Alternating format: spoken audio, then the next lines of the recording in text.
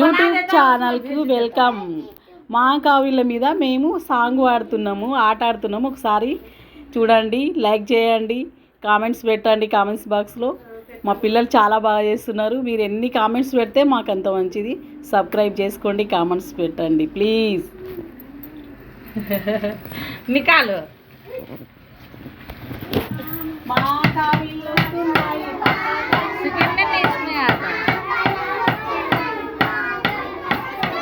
మా కావిళ్ళు వస్తున్నాయి, పట్టాకండి పట్టాకండి.